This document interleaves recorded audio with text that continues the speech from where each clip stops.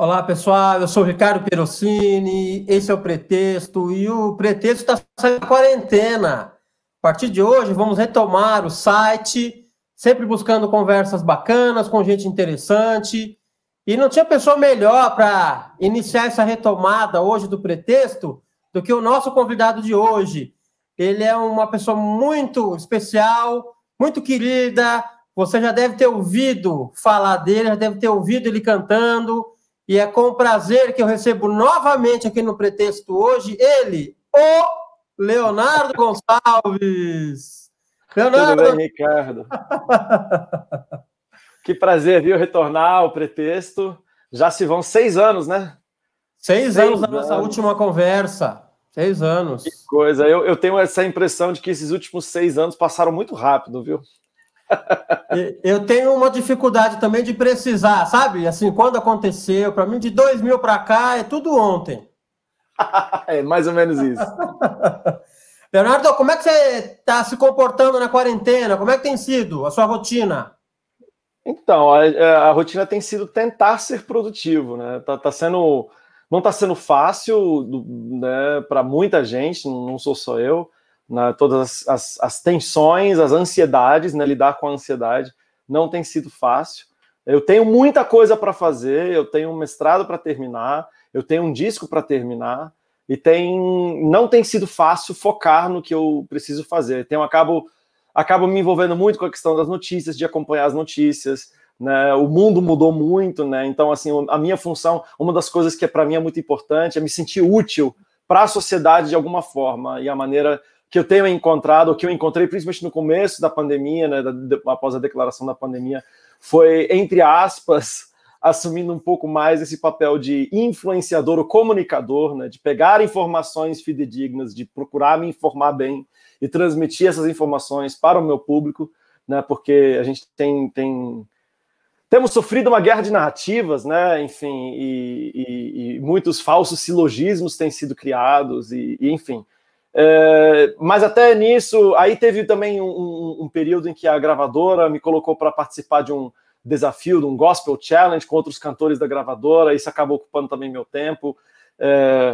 E agora eu estou um pouco afastado tanto de uma coisa quanto da outra, e estou um pouco, enfim, estou tentando, como muitos brasileiros, tentando me encontrar, preocupado com o futuro, preocupado com o presente, tentando, na medida do possível das minhas capacidades, tanto enquanto pessoa, né, participando de várias lives solidárias, como também através dos meus próprios recursos, fazendo doações periodicamente para instituições que eu conheço e nas quais eu acredito, tentando descobrir qual é a minha parte e tentando fazer a minha parte como cidadão, como cristão e também como pessoa pública, né? Que quer queira ou não, de alguma forma eu sou. Sem dúvida, sem dúvida. Leonardo, eu percebo que você, nas suas entrevistas, nas suas redes sociais, você é muito opinativo, né? Você... Tenho sido mais. Na minha história, eu sempre... né, uma frase até que eu brinco para me descrever, eu sou cheio de convicções, mas tenho pouquíssimas certezas. Então, nós vamos falar sobre isso daqui a pouco, viu? Eu anotei essa frase. Então, assim, eu sempre fui bastante opinioso. Depois, quando começou... Isso muito antes de existirem, né, redes sociais, né? Porque eu sou antes, pré-redes sociais. As redes sociais entraram mais ou menos na metade da minha carreira solo, que as redes sociais passaram a existir, e só um pouco depois também que elas começaram a se tornar verdadeiramente relevantes, né? Então, eu sinto muito perigo, né, de que, como eu tenho opiniões fortes, ou como tenho um público, né, existe uma tentação de você falar tudo que você pensa o tempo todo, né? E eu acho que eu resisti bem a essa tentação por muito tempo, e ainda hoje, por mais que pareça que eu esteja dando muita opinião sobre muita coisa, eu tenho tentado dividir, né? Então, assim, onde eu realmente dou mais opinião é onde eu tenho menos seguidores, que é no Twitter, e lá eu consigo desenvolver um debate, uma discussão, inclusive com gente que discorda de mim, né? O meu Facebook está um pouquinho parado, está mais junto com o meu Instagram, e no Instagram realmente só vou me pronunciar ou através dos stories, né? Que pouca gente vê também, né? O alcance é significativamente menor, ou quando eu realmente acho que tem alguma coisa importante a ser dita, importante a ser compartilhada, aí eu vou fazer um vídeo ou um post no feed para, enfim, dar a minha opinião. Tenho tentado dar pouco, e não muito, mas os tempos que a gente está vivendo, eu não... Você acaba tendo que escolher em qual perigo você prefere incorrer, no da omissão, né, e do silêncio, e o silêncio ajuda sempre os mesmos, ou de talvez você falar demais, ou talvez até falar besteira, né? Eu tenho tentado equilibrar isso. Isso é uma fórmula muito difícil de equacionar, né? Mas, e com certeza eu já errei e vou continuar errando, mas atualmente eu tenho preferido errar, se for para errar, pelo lado da não omissão. Tá. Qual critério que você usa para escolher o assunto pelo qual opinar? Sobre o qual opinar? Você tem algum critério que você usa? O meu principal critério é que a minha abordagem desse assunto talvez seja colocado ou numa linguagem ou de uma forma diferente da que eu tenho visto, né? Então, por exemplo, o último exemplo disso foi o caso do João Pedro, né, que foi assassinado dentro da casa da tia, né? E eu via muitas manifestações muito acaloradas de ambos os lados, né?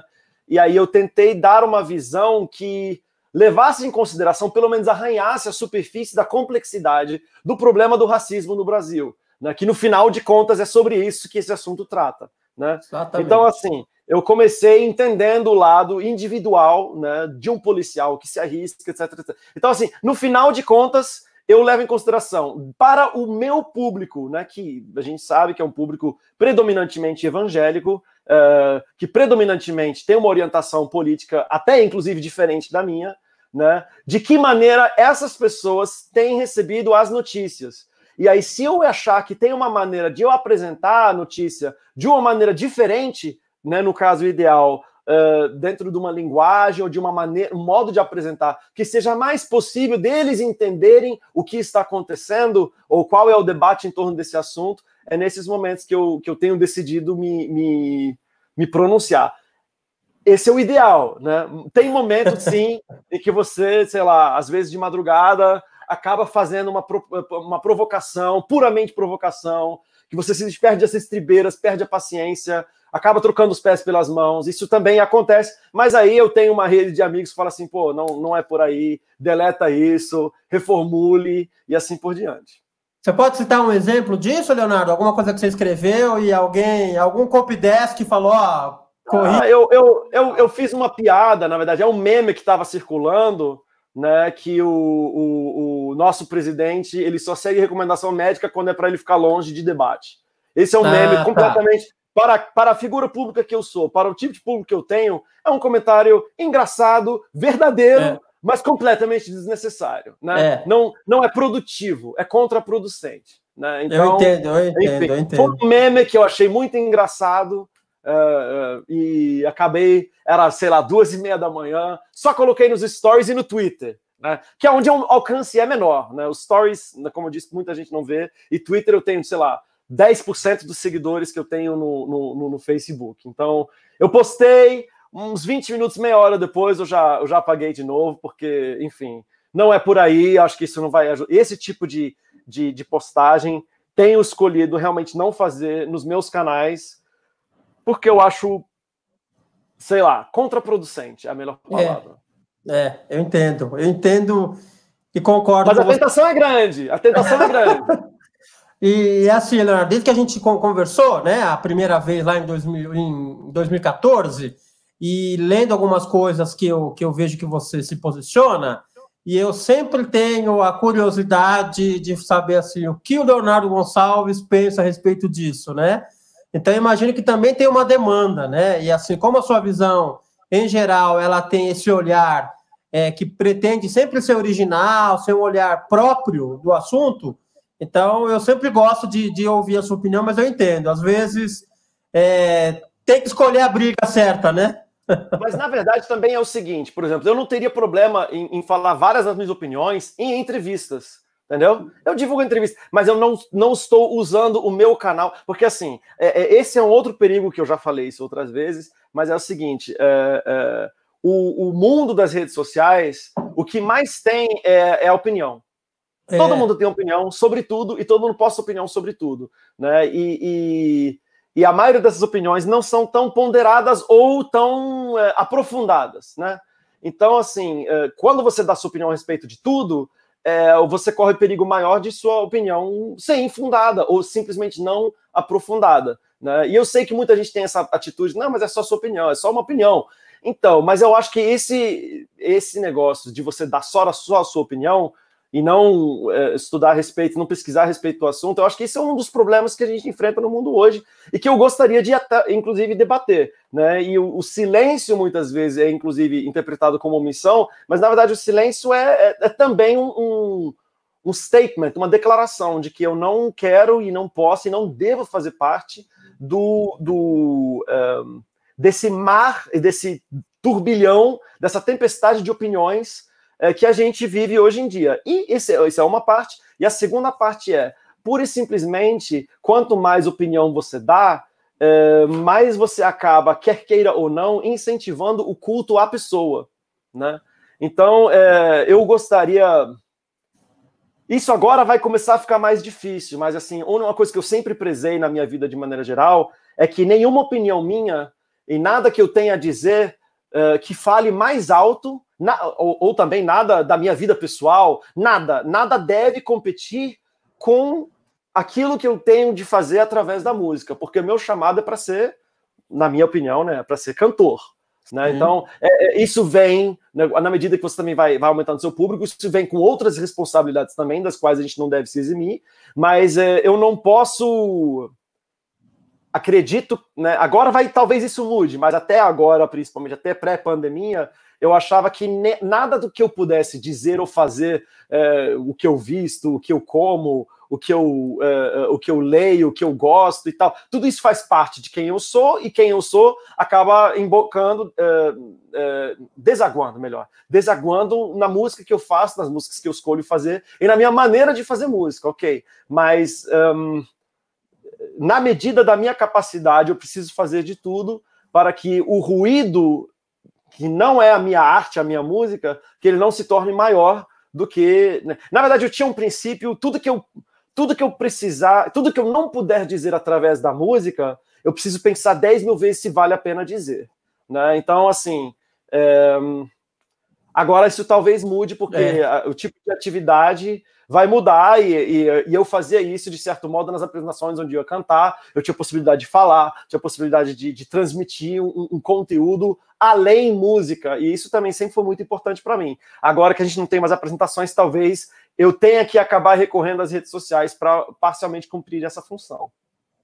Leonardo, você consegue conviver bem com quem pensa diferente? Seja politicamente, na maneira religiosa?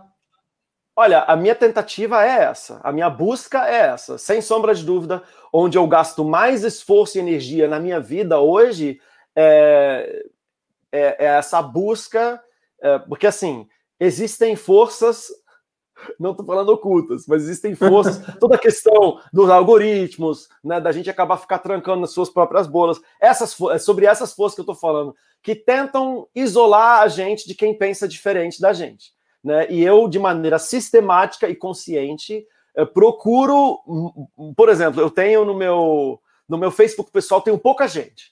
Né? Tem umas 30, 40 pessoas no máximo 30 pessoas que não são da minha família, que estão no meu perfil do Facebook pessoal. Tem pessoas de todas as opiniões políticas.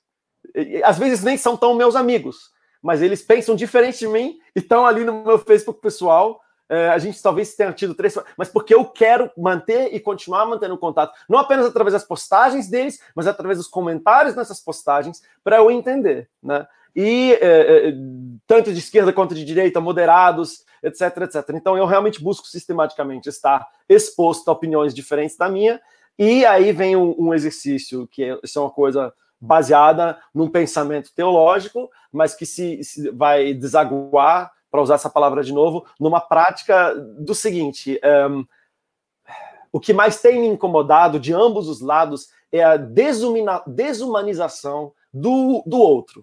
né? Esse tratamento que se dá ao outro, ao que pensa diferente, como inimigo, né? E a gente sabe que tem uma tradição muito grande do que fazer com o inimigo. Você desumaniza o inimigo, porque aí você pode destruí-lo, dói menos, né? A não ser que você sofra de uma psicopatia, né? Eu imagino que ainda não estamos coletivamente sofrendo de psicopatia, mas a não ser que você sofra de psicopatia, dói você aniquilar o outro. E aí dói menos se o outro passa a ser o inimigo, porque o inimigo, ele praticamente não merece viver, né? Então, eu vejo isso acontecendo em ambos os lados do espectro político, né? E eu luto contra isso na minha vida, no meu cotidiano, entendeu? Tipo, e como que eu faço isso na prática? Né? Pode ser uma coisa para falar na prática. A minha primeira pergunta é: meu Deus, que absurdo é esse que essa pessoa está dizendo? Essa reação humana. Mas aí vem o segundo passo. Por que essa pessoa está dizendo isso? Terceiro passo. Por que essa pessoa acredita nisso? Por quê? E aí eu tento entender, traçar, mesmo que seja falho, mesmo que seja suposição, mas eu tento fazer um exercício mental para voltar a humanizar essa pessoa. Não apenas, essa pessoa diz isso porque ela é genocida, porque ela é má, porque ela é isso e aquilo. Não, tentar entender por que a pessoa está dizendo isso, e aí baseado também, levando em consideração os motivos da pessoa fazer essas afirmações, né, você lidar de uma maneira, entre aspas, humanizada com essa diferença, por mais absurda que ela possa soar num primeiro momento. Muito bem. Leonardo, você é um cantor, você é adventista do sétimo dia, mas você se apresenta em outras igrejas, né, que não sejam da sua denominação. Aliás, você Sim. É quase embaixador da Igreja Adventista do sétimo dia, né? Você canta muito em outras igrejas, né? Tá, embaixador é por minha conta, tá? É por minha conta. Não sei se muitos adventistas iam gostar dessa descrição. A Igreja Adventista tem algumas crenças peculiares que você não encontra em outra parte do mundo cristão, né? Por exemplo, a guarda do sábado e algumas outras questões, né? Essa questão de diferença de pensamento no mundo religioso, você enfrenta também, ou é mais fácil você lidar com quem pensa diferente no mundo religioso do que, por exemplo, no mundo político? Então, eu acho que é muito semelhante. Eu acho que talvez eu tenha uma certa facilidade de lidar com as diferenças, porque eu lido com as diferenças desde sempre, né? Porque, quer queira ou não, mesmo, sei lá, o adventismo no qual eu cresci, na Alemanha, é diferente do que eu encontrei aqui no Brasil, né? E mesmo dentro da minha própria denominação, isso é uma coisa que eu falo sempre, né?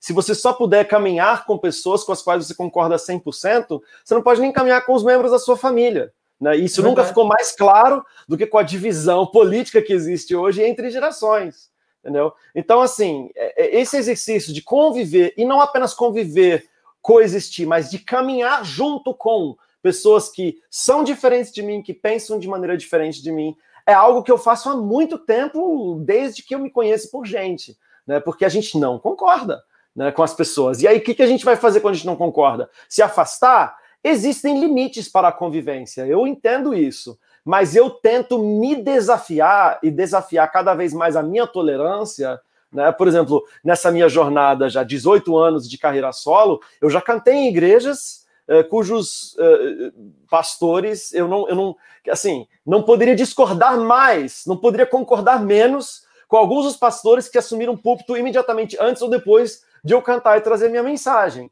né? Então, é um exercício, né? Eu já fui em cultos também, isso aconteceu também, não aconteceu muito, mas principalmente no começo, quando comecei a cantar em igrejas de outras denominações, aconteceu pelo menos 4 ou 5 vezes em que o preletor fez um sermão praticamente inteiro contra a minha denominação. Já aconteceu também. Entendeu? E como que você vai lidar com isso? Você vai tentar, quer dizer, a minha maneira de lidar com isso foi sempre tentar entender por que essa pessoa está fazendo isso. Não, ele está respondendo a um livro que ele se sentiu atacado, que ele se sentiu ofendido, que foi escrito por alguém da minha denominação e talvez publicado pela editora da minha denominação. Então, assim, esse exercício de humanizar o diferente, mesmo aquele que me ataca, é algo que eu faço há bastante tempo, né? E eu vejo, assim...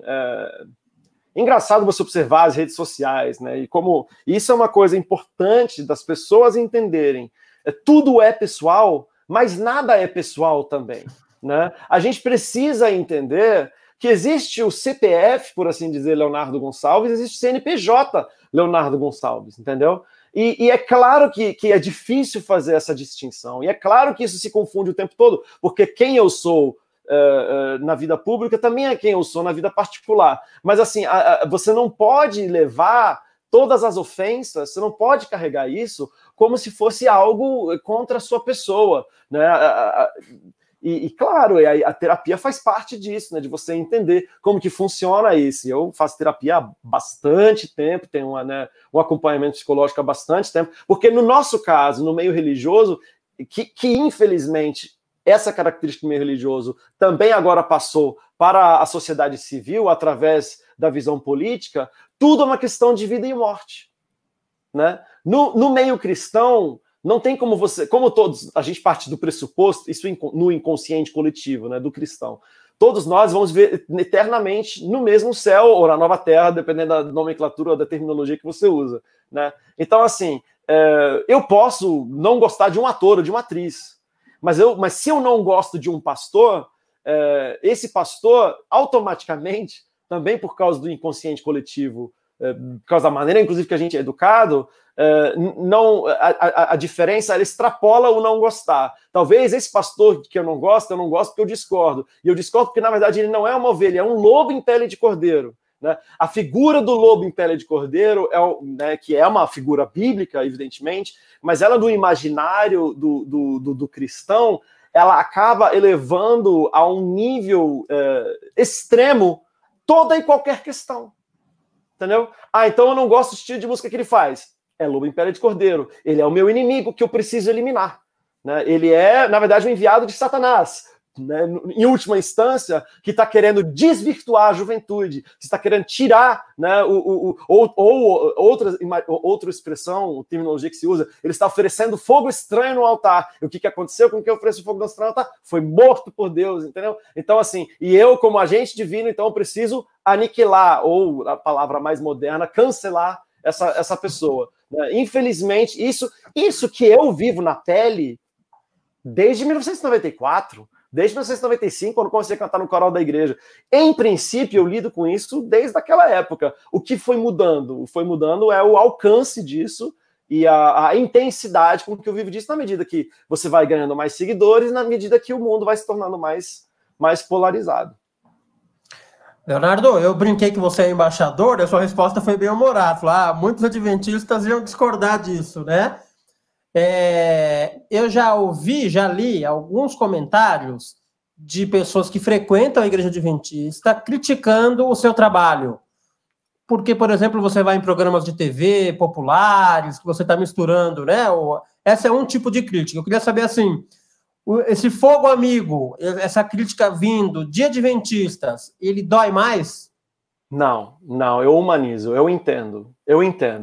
99% das pessoas que me questionam, me criticam dentro da minha própria denominação, eu compreendo. Eu entendo, né, como eu sou adventista já de muitas gerações e cresci nessa igreja e conheço bem essa igreja, eu entendo que algumas das posturas que eu tomo sejam difíceis de lidar, tanto para a liderança como para o membro leigo.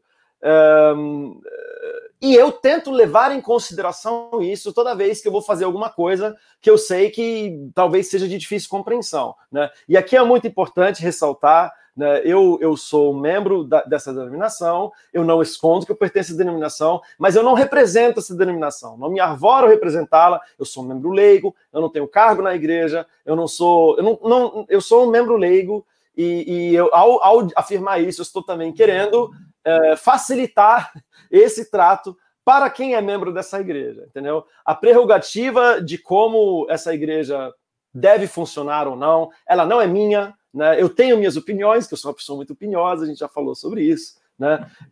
Mas eu compreendo perfeitamente. Na verdade, eu nem considero fogo amigo. Irrita um pouco, não vou negar, quando envolve mentira. Né? Quando acabam espalhando mentiras a meu respeito, porque assim, o que é tido como um problema, às vezes não é um problema grave o suficiente, né? Como, sei lá, não sei que exemplo eu dou. Eu vou dar um exemplo que é já bem antigo, acho que eu posso dar, né? Por exemplo, eu ter cantado com o Ed Mota, isso é um problema. Nem todo adventista acha isso um problema. Então, para piorar o problema, rolou junto com esse fato uma mentira de que foi na sexta-noite eu cantando música secular, então que estivesse quebrando o sábado. Então, assim, eu fiquei anos sem saber que tinha essa mentira. Eu sabia que eu tinha outro problema. Eu não sabia que junto com a verdade, que realmente eu cantei com ele, a música do Stevie Wonder, eu não sabia que junto com isso estava sendo propagada uma mentira, né, envolvendo a questão do sábado. Quando eu fiquei sabendo, eu fiquei assim, puxa, uma ligação teria sido suficiente. Pô, foi na sexta-noite ou não foi?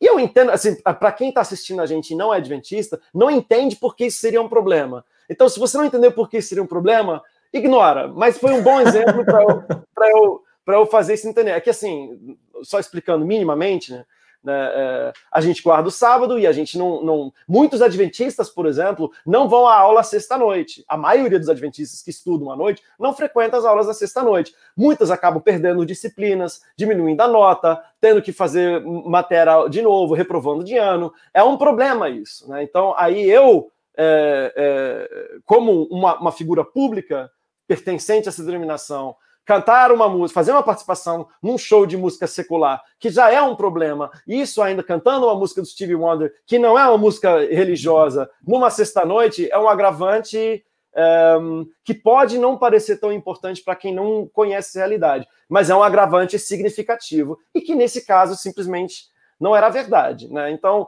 às vezes, quando envolve mentira, me incomoda um pouco mais, mas hoje eu já tenho uma comunicação, né, com a liderança da igreja muito melhor do que eu tinha em 2011, né? Então, inclusive, eu sou proativo, né? Toda vez que vai acontecer alguma coisa que eu sei que pode ser problemático para eles, eu já aviso antes. Falei, olha, vou participar do programa da Regina Casé, estou fazendo uma trilha sonora, uma música que vai fazer parte de um filme e que vai passar nos cinemas em todo o Brasil. Olha, e isso aqui, tudo que tem a ver, pelo menos, com a minha vida profissional, que eu sei que pode ser mal interpretado, que sei que pode ser algum problema, ou uma coisa que eu achei que pudesse ser um problema, mas acabou nem sendo, né? Avisei, olha, vou cantar com a banda de rock católica, Rosa de Saron, uma música assim, assim, assim. Então, se alguém reclamar, vocês já estão sabendo, e assim por diante, entendeu? E esse tipo de comunicação em 2011 não existia, e hoje já existe. Eu acho que facilitou muito para eles.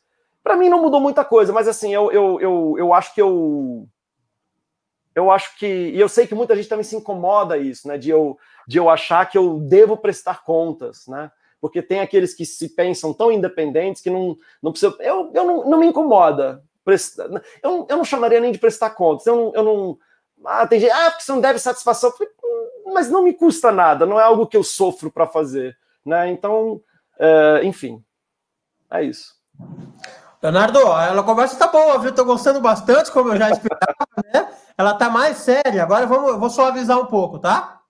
Mas depois eu volto na parte mais séria. Você que manda, Ricardo. Fica à vontade. Eu perguntei para você, na nossa conversa de 2014, alguns defeitos que você via em você mesmo, tá? Você fez uma listinha pequena, né? E até você teve que se esforçar, eu acho, para achar. E eu queria saber se em 6 anos... O que aconteceu? Se você vai me atualizar, se os defeitos aumentaram, pioraram, sumiram, transformaram, tá bom? Você falou assim... Olha, o meu principal defeito, eu lembro que foi o que eu falei na época, ele só piorou. Que é a procrastinação. Isso, é o primeiro aqui. Esse é o meu maior problema. Esse é o meu maior problema. Né? Eu não sei se eu fiz essa piada antigamente, mas sempre quando perguntam em entrevista, tanto para artista quanto para político, um defeito, ele sempre fala uma qualidade e finge que é defeito, né? Eu não sei se eu fiz essa piada lá, mas assim, me fala um defeito. Eu sou muito perfeccionista. Eu falei, mas isso não é um defeito, entendeu? Me fala um defeito seu. Eu sou muito sincero. Isso não é defeito, entendeu? Então, não. Eu penso demais nas pessoas, né? Eu penso demais nas pessoas. Nossa, isso é clássico. E a gente que está mais acostumado a dar entrevistas, a gente inclusive faz piada com isso, porque é hilário, né? Não, defeito mesmo, procrastinação. Eu sou uma pessoa procrastinadora E assim, essa pandemia mesmo, essa quarentena, piorou isso ainda mais. Ficou evidente, né? Que o Maurício da Sony não veja essa parte da entrevista, mas assim, eu já podia ter terminado o meu disco no primeiro mês da pandemia, nos primeiros 20 dias da pandemia, eu poderia ter terminado. Quer dizer, não poderia, porque o meu engenheiro de mixagem tá em Nova York, então, né, virou o epicentro, ele ficou incomunicável umas 3 semanas, enfim. Teve essas coisas também, mas eu acabo usando essas coisas para não... Eu poderia ter terminado a minha parte. A minha parte eu poderia ter terminado nos primeiros 15 dias da pandemia, e ainda não terminei, já estamos indo para o 3º mês, né?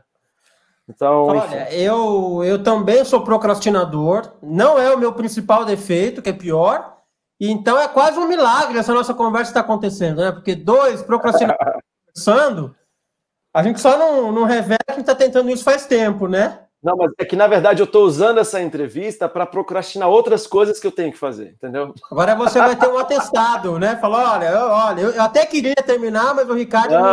Não fiquei à toa, eu fiz uma coisa produtiva.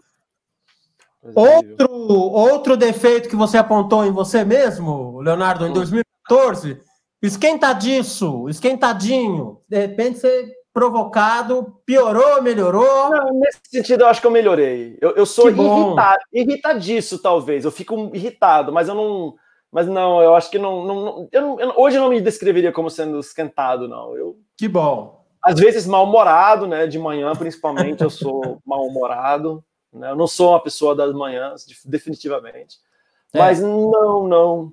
E hoje eu controlo muito melhor a minha... Quando fico irritado, e isso é uma coisa, né, que a gente não pode controlar, né? Mas eu já lido muito melhor com isso hoje do que lidava no passado, sem sombra de dúvidas. Você viu que quando a gente estava combinando essa conversa, perguntou quando, que horário, eu já falei à tarde, porque eu sei que a parte não é o seu melhor período, né? Não é. Eu fiquei surpreso, inclusive, quando eu vi você num programa da Band, agora, umas 2 semanas, de manhã. Eu achei um milagre. Eu falei, poxa vida, tá mudando. Nós estamos trabalhando. Eu acordo cedo para trabalhar. Eu só não acordo, assim, eu só não sou a mesma pessoa, né?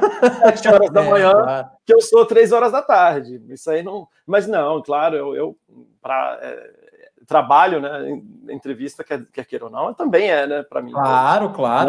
Então, isso é uma coisa que, não, a gente, né? Acorda cedo. Eu me considero uma pessoa trabalhadora. Eu apenas procrastino o trabalho. Eu não confio muito em quem acorda muito alegre, viu? Eu não entendo. Já convivi com pessoas assim. Tem um na minha banda, o meu baterista, o baterista da minha banda, o Mucão. Nossa, a gente está indo de madrugada para o aeroporto, só ele conversa. E era feliz da vida. E puxa assunto, e todo mundo. Falei, mano, por quê? Por quê? Por quê? De onde vem essa alegria toda? Eu preciso de um banho para acordar bem, pelo menos, sabe? Um banho já me melhora. Leonardo, outra coisa que você apontou, você falou assim, eu sou do contra.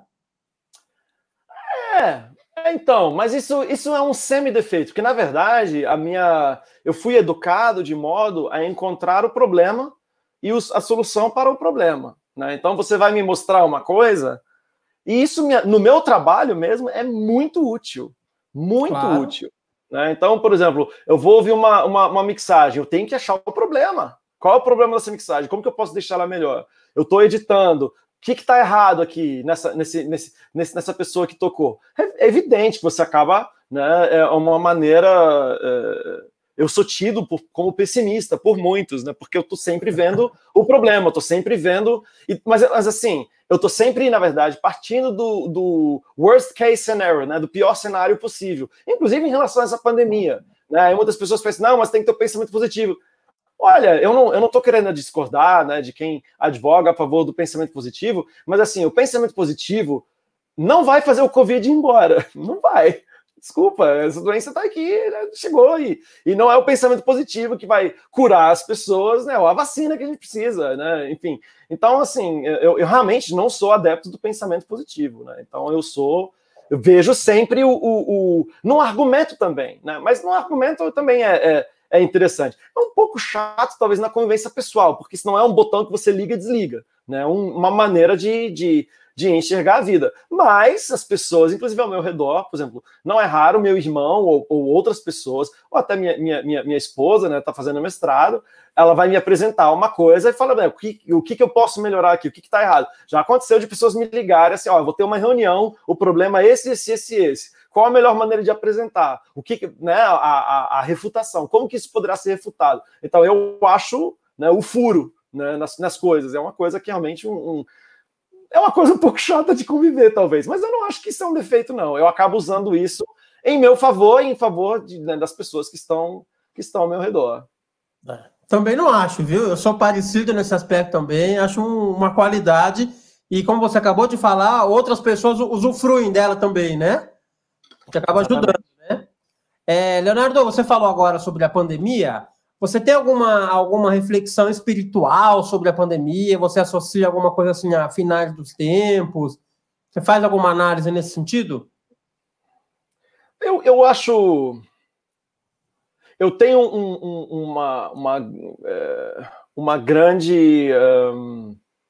um grande cuidado com qualquer tipo de alarmismo e sensacionalismo, entendeu? Então, se você me perguntar teologicamente, é possível que o que esteja acontecendo seja uma das coisas previstas em Mateus 24? É possível. Agora, eu sou contra o sensacionalismo e o alarmismo pura e simplesmente porque eu acho inúteis do ponto de vista, de qualquer ponto de vista, né? Eu acho que é fogo de palha, entendeu? As pessoas podem até espiritualmente sentir um rush, né? um barato, é quase como se fosse uma droga, né? Porque a adrenalina, né, no sangue, nossa, Jesus Cristo vai voltar, e tal. E eu fui esse jovem, né, quando eu tinha lá meus 15, 16, 17 anos de idade, eu ia eu acho um uso nocivo, e eu tenho, pelo menos na minha experiência, foi um uso nocivo que eu fiz da religião, né, de você partir de um rush, como que eu vou dizer rush? É barato de droga mesmo, de um rush para outro, né? Você sempre em busca, uma semana de oração, um acontecimento, o Papa, ou isso, aquilo, um terremoto, tsunami na Indonésia, terremoto no Haiti. Então, de cada momento você fica, agora vai, aí baixa, agora vai, e aí baixa de novo. Eu acho um uso nocivo da religião, né? E das questões espirituais, né? Eu acho que hoje eu sou muito mais adepto de uma visão em que tem uma frase que talvez nem seja dele, mas se atribui a Martinho Lutero: se eu tivesse certeza absoluta que Jesus fosse voltar amanhã, hoje eu plantaria uma macieira, né? Então, assim, é você realmente pautar o seu comportamento não em circunstâncias, mas em princípios, né? Uma coisa assim em especial, né, ainda sobre esse assunto, que me incomoda profundamente é que assim aqueles que promovem, porque tem os que seguem, né, mas tem aqueles que promovem esse tipo de alarmismo. Uma coisa que me incomoda profundamente nelas é perceber, e eu não tenho como fazer essa afirmação, não tenho como fazer esse julgamento, mas eu fico muito com a impressão que quanto mais desgraça acontece, mais felizes eles ficam, né? E isso, para mim, é muito contrário. Você vê os profetas na antiguidade, né, na Bíblia hebraica, no antigo Israel, para eles anunciar coisas ruins era algo muito doloroso, né? Eles queriam muito que aquilo não acontecesse, e eles não queriam ser os porta-vozes daquilo. Por quê? Porque eles sentiam a dor do povo, né? Então, acho que eu sinto um pouco falta de cristãos, principalmente os que seguem essa linha, que demonstrem sentir a dor do povo. Não é o famoso, isso aí vai ter que acontecer mesmo, né? E é bom que aconteça, porque isso significa que o fim está próximo. É difícil, muito, muito difícil para mim engolir esse tipo de discurso, porque, assim, onde fica o chorar com os que choram? Onde fica o sentir a dor com quem sofre? Porque, assim, né, quando me Leonardo, a gente está com o vídeo travado aqui. Você estava falando tá. assim... Eu estava falando, às vezes me perguntam, tá, vamos pegar um... Às vezes, quando me perguntam, e essa não é uma pergunta assim muito cristã, mas quando me perguntam onde está Deus nisso tudo, onde está Deus nessa pandemia, né? E a única resposta que a Bíblia oferece é assim: Deus está junto com quem sofre, né? Deus, ainda que eu ande pelo vale da sombra da morte, não temerei mal algum, porque tu estás comigo. Então, essa imagem que a gente enxerga tanto no Novo Testamento e culmina em Jesus, mas mesmo na Bíblia hebraica, mesmo no Antigo Testamento, é o Deus que sofre, é o Deus compassivo. O que é compassivo? É o que tem compaixão, paixão no sentido de sofrimento. Ele sofre junto conosco, né? Então, principalmente nesses que pregam muito, né, que o fim está próximo, e está próximo, não estou nem questionando isso, está próximo de inúmeras maneiras, né? Seria mais fácil, talvez, eu aceitar ou engolir esse tipo de discurso se viesse com uma dose igualmente forte de compaixão. Então, o juízo está próximo, o fim da injustiça está próximo, então vamos fazer o máximo possível para ajudar o maior número de pessoas possível, né? Vamos sentir a dor daqueles que sofrem, e não um bem feito para vocês infiéis, né? Então, sei lá, eu acho... Eu evito fazer qualquer aplicação escatológica para a situação que a gente está vivendo, não porque não possa ser verdade, mas porque eu sinto que, às vezes, esse tipo de discurso pode ser mais nocivo do que benéfico para a própria pessoa que faz o discurso e também para as pessoas que aderem a esse tipo de discurso. Muito bem, muito bem. Leonardo, eu apresentei você brincando, eu falei o Leonardo Gonçalves, né? Isso eu aprendi com os amigos seus. Vocês têm um projeto, eu quero que você explique depois o projeto, e parece que vai ser retomado agora, chama Terceira Margem do Rio. Explica o que é, Leonardo, por favor. A Terceira Margem do Rio são 5 amigos, né? O Dr. Edson Nunes, o Dr. Lucas Iglesias, o Dr. Tiago Arraes, o mestre Felipe Valente e eu, que não tenho nenhum título acadêmico. Só uma correção, Mas, assim, Leonardo, só uma correção, é pós-doutor Edson Nunes. Pós-doutor Edson Nunes, é verdade. Mas, enfim, e quando a gente começou, muitos desses títulos ainda não existiam, né? Nem o Edson, nem o Lucas tinham terminado doutorado ainda. O Thiago já tinha defendido a tese dele, enfim. Somos 5 amigos e a nossa busca a gente faz essa brincadeira, só para quem não estiver entendendo, a gente faz essa brincadeira com os títulos, porque a nossa maneira de zoarmos uns aos outros é elogiando. Então, sempre quando a gente se elogia, na verdade, a gente está sendo sarcástico, enfim. Então é isso. A gente se reuniu com o objetivo de produzirmos material levando as pessoas de volta à palavra de Deus, às escrituras, né? Esse é o objetivo. A gente começou com o site terceiramargemdorio.org, tem hoje 215 textos. A gente fazia textos semanais, aí depois acabamos, enfim, não estamos mais fazendo textos semanais, infelizmente, porque, enfim, muitas mudanças. Então, só explicando, quando dá essas quedas, eu estou muito no interior, numa zona muito rural. Pode deixar isso até, não precisa nem editar isso, só para o pessoal também entender por que a gente está cortando. Esses cortes, na verdade, estão sendo da minha internet, que estou numa zona rural, que eu só tenho internet via rádio, de 6 mega por segundo. Então, enfim, de vez em quando dá uma estabilidade, mas aí a gente está cortando e interrompendo por causa disso, né? De textos semanais virou programa de rádio / podcast, virou editora, nós já lançamos 5 livros também.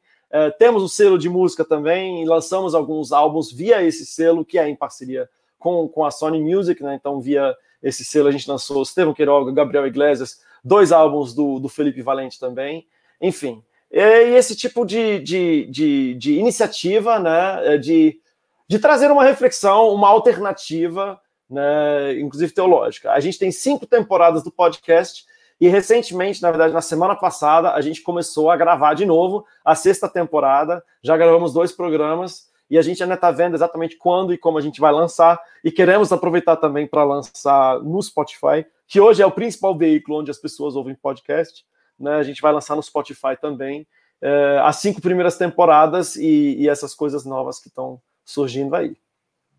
Muito bem, estou ansioso, viu, por ver aí a volta da Terceira Margem do Rio. É muito legal. Leonardo, você praticamente foi criado até começo da adolescência na Alemanha, né? Isso. Até Você os 15. fala inglês, você fala inglês, né? Sim. Você tem aí uma aproximação de um tempo para cá com a cultura hebraica, então eu não sei como é que você lida com a língua, mas assim, imagino que você fale alguma coisa, né? Muito pouco, assim, eu foquei mais na parte cultural, religiosa, do que propriamente de aprendizado da língua, né? Eu sei o que eu estou cantando, quando eu estou cantando aquelas músicas, até porque eu convivo com elas há muito tempo, né? A gente selecionou um repertório basicamente em 2003, então já são canções que fazem parte da minha vida há 17 anos, né? Então, mas ainda não tive. Eu queria ter feito isso no meu ano sabático, ido para Israel, me dedicado mais à língua mesmo, é algo que eu sinto muita falta, né? Talvez eu faça isso depois, não necessariamente para Israel, mas me dedicar mais à língua depois que eu terminar o mestrado, em preparação, inclusive, ao meu doutorado. Eu acho que eu vou precisar do hebraico minimamente, né, para o meu doutorado, se eu vier a fazer, né? Espero que sim, né? Partindo do pressuposto que sim, mas as minhas línguas principais são realmente português, inglês e alemão, né? Por eu ter sido alfabetizado lá e tudo. O Caetano tem uma música onde ele brinca, né? Ele fala assim que só é possível filosofar em alemão, né? Esse é um chavão, né? Existem grandes pensadores de outras línguas, mas é que realmente muito da terminologia, até porque num período X, né, de tempo, os grandes filósofos que influenciaram o pensamento ocidental eram alemães. Então, assim, mesmo Derrida, por exemplo, que é um algeriano, mas francês, né, um judeu algeriano, que depois foi para a França e escreveu a grande maioria em francês das obras dele, ele vai usar muita terminologia alemã por causa das influências dele, né, dos filósofos, porque, assim, muito do exercício de pensar é justamente a definição dos termos, né?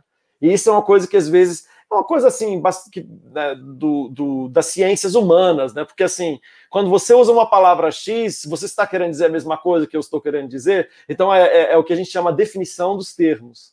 Então, assim, é claro que infelizmente essa frase também já foi muito usada para desprezar outras culturas, né? Existe ainda um pouco isso no mundo, né? Espero que esteja diminuindo cada vez mais, essa questão de culturas superiores, e isso, por causa de características linguísticas, isso tudo é uma grande besteira, evidentemente, mas tem a ver realmente com o fato de que a tradição do pensamento ocidental teve um período aí, né, no século XV, XVI, XVII e XVIII, em que teve muitos pensadores alemães de fato, né? Isso é inegável. E tem alguma palavra, alguma expressão, alguma ideia que você fala assim, não, isso aqui fica muito melhor em português?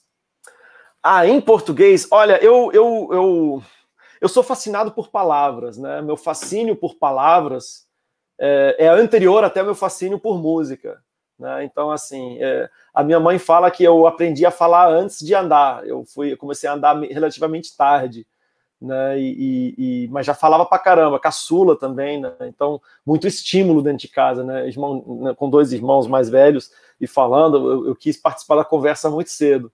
Então, assim, para mim, as palavras, elas têm sabores únicos em cada língua, cultura. E eu gosto da palavra sabor, porque tem o retrogosto. Eu gosto de usar a expressão retrogosto. Então, por exemplo, vou dar um exemplo do português, né, que você me pediu. A palavra esperança usa a mesma raiz do esperar, né? Então, só por causa dessa curiosidade linguística que o Tiago Arraes pôde escrever a frase: a esperança pressupõe a espera, logo vem o rei, né, que eu canto na música Novo, né, uma das frases que eu acho, inclusive, bastante marcantes. Então, é uma brincadeira linguística, mas é porque o sabor de esperança, em português, tem a ver com esperar. Em inglês não tem nada a ver. Hope e wait não tem nenhuma relação uma com a outra. Então, assim, o exemplo clássico que se usa muito em português é saudade. Saudade não existe em outra língua. Até existe, mas não com o mesmo sabor. E em última instância, nenhuma palavra existe com o mesmo sabor em 2 línguas diferentes. Sempre vai ser sempre vai ter contextos diferentes, usos diferentes, sabor, retrogosto diferente ou antegosto diferente, você sente eles num lugar diferente. E se você universalizar isso, né, tem até uma brincadeira que acontece, vira e mexe acontece na internet, não sei se você lembra, acho que foi em 2015, 2016, que tinham vestido, que aí uns falavam que era verde, outros falavam que era cinza, Sim, né? Porque sim. em última instância, eu não sei como você sequer enxerga cores, se você enxerga as mesmas cores que eu enxergo, né? É verdade. Então, assim, na linguística a gente fala muito que a gente acaba convergindo, não, nós definimos o significado para 90% dos casos, né, de uso de palavras e assim por diante. Existe uma convenção social, mas, ao mesmo tempo, a arte e a literatura, de maneira especial, sempre estão nos limites, nas fronteiras do que é possível dizer. Né? Até porque uma das características, sem querer fazer uma viagem muito longa agora, mas já fazendo, né, se Aristóteles definiu o ser humano, a humanidade, como o animal que fala, né? Hoje, com os estudos mais recentes sobre linguagem, a gente entende que a linguagem que baleias ou abelhas ou outros animais usam são linguagens muito mais complexas do que inicialmente a gente pensava. Né? Então, hoje, na verdade, há quem defina, o Heschel faz isso também, que o ser humano, na verdade, é o animal que sabe que é possível, que existem coisas das quais a linguagem não dá conta. Né? O fato de sabermos que existem coisas indizíveis, coisas que a gente não consegue expressar, é isso que nos distingue dos animais. Né? Então, essas definições acabam sendo refinadas e alteradas de tempos em tempos. Muito bem. Leonardo, qual foi o último texto bíblico que você leu que te causou um deslumbramento? Deslumbramento é uma palavra grande. Tirou o fôlego. Eu tenho acompanhado pela Nova Semente o meu amigo, né, membro também da Terceira Imagem do Rio, que já citamos aqui, o Edson Nunes. Ele não está mais lecionando no NASP, agora ele está como pastor da Igreja Nova Semente, né, que foi a primeira igreja, pelo menos adventista, que eu vi a colocar os cultos online, a suspender o culto, mesmo antes disso ser um requerimento do Estado, né? E ele fez uma série muito bonita sobre Gênesis, né? Principalmente o começo do livro de Gênesis, e agora, na verdade, prosseguindo no livro de Gênesis, ele fez no princípio, né? Sobre basicamente os primeiros 4 capítulos de Gênesis, né? E depois, agora ele está fazendo sobre a aliança, né? E eu acho que deslumbramento eu tenho quando eu assisto ele explanar um assunto, muito embora eu já tenha visto ele falar muitas vezes, ele consegue cavar e extrair detalhes do texto que eu acho simplesmente incríveis e que acabam aprofundando a minha compreensão do texto, mas também de mim, do mundo, da sociedade e da humanidade como um todo. Né? E eu acho que, por último, o que mais me deslumbrou dentro dessa primeira série que ele fez, que está inclusive toda online, se você quiser conferir, depois o Ricardo acha ali os links e coloca na descrição do vídeo, talvez, se você quiser, foi o sobre Caim e Abel, né, Gênesis 4. Né, sou eu o guardador do meu irmão, porque entre eu e tu, né, Caim falando para Deus, tem de existir o ele. Né, e ali está um dos fundamentos de toda a tradição judaico-cristã, né, de que não existe relacionamento com Deus que não envolva também o meu irmão. Né, e isso é uma coisa realmente deslumbrante você pensar, né, que está no texto de maneira tão indissociável, né, e como na nossa prática cotidiana, hoje em dia, a gente continua fazendo essa mesma pergunta para Deus através das nossas ações o tempo todo. Né? Sou eu o guardador do meu irmão? O que eu tenho a ver com isso? E aí, o que eu posso fazer? Então, tem de poder fazer. É o imperativo bíblico. Para encerrar, o que você está lendo por prazer? Eu já estou pressupondo que as leituras do mestrado nem sempre são por prazer, né? Então, por prazer, não tenho tido tempo de ler nada. Né? Eu estou a gente ainda está fazendo reuniões online, né, do grupo de estudos, né, do meu orientador. Então, eu tenho lido bastante. Poderia se considerar prazer, né, mas assim, são leituras também recomendadas para a gente discutir, né, juntos esses textos. Aí tem o Krenak, né, que é um pensador indígena, tem o Abdias Nascimento, né, o genocídio do homem negro, né, que são textos esses que a gente tem lido que poderiam ser mais caracterizados como leituras por prazer. E, claro, todo o universo sobre teoria de tradução e tradução de Bíblia, que fazem parte do meu mestrado, que também estão sendo bastante importantes. Mas, assim, por prazer mesmo, não tenho tido tempo de ler puramente por prazer, não. Talvez, né, forçando um pouco a barra, mas também não deixando de ser verdade, a Bíblia. A Bíblia ainda é uma leitura por prazer, sem sombra de dúvidas. E aí eu tô lendo sobre, né, acompanhando essas séries que o Edson está fazendo na Nova Semente. Seu mestrado é sobre o quê, Leonardo? Meu mestrado é sobre tradução de Bíblia, em particular tradução de Bíblia hebraica. E aí eu vou fazer uma análise sobre as teorias de tradução e como elas são percebidas pelos próprios tradutores de duas traduções da Bíblia. Eu vou fazer um apanhado também sobre o que existe, né, sobre o que se fala quando se traduz a Bíblia, sobre o que outras pessoas falam sobre tradução, que tenham a sua como que eu vou dizer, o seu pé no judaísmo, né, o Derrida. Muito embora ele não seja um judeu religioso, ele não é um teólogo, ele não escreveu sobre isso, mas ele fala muito sobre tradução, tem, enfim, uma série de escritores que não... O Walter Benjamin, por exemplo, também, ele não é um judeu, mas ele não é um teólogo, como talvez o Buber, o Rosenzweig e o Robert Alter, né? Então, tentar fazer vai ter um capítulo especificamente sobre o pensamento por detrás da tradução do Robert Alter, que ele lançou a tradução dele em 2018. Aí vai ter um capítulo sobre os pensamentos por detrás da tradução de Buber e Rosenzweig, que é do comecinho do século XX, né? Eles começaram a tradução em 1921, acabaram terminando, enfim, a guerra e o nazismo acabou atrapalhando muito e a tradução foi só lançada em 1960, né? E também sobre tradução de Bíblia de maneira geral, tentar contrapor as diferentes correntes, os diferentes pensamentos, sempre do ponto de vista das teorias de tradução. Leonardo, muitíssimo obrigado, porque é sempre bom conversar com você. Espero que não demore 6 anos a nossa próxima conversa. Espero que não. Por você interromper aí o seu descanso rural aí e poder ter... Muito, muito bom falar com você, sempre bom.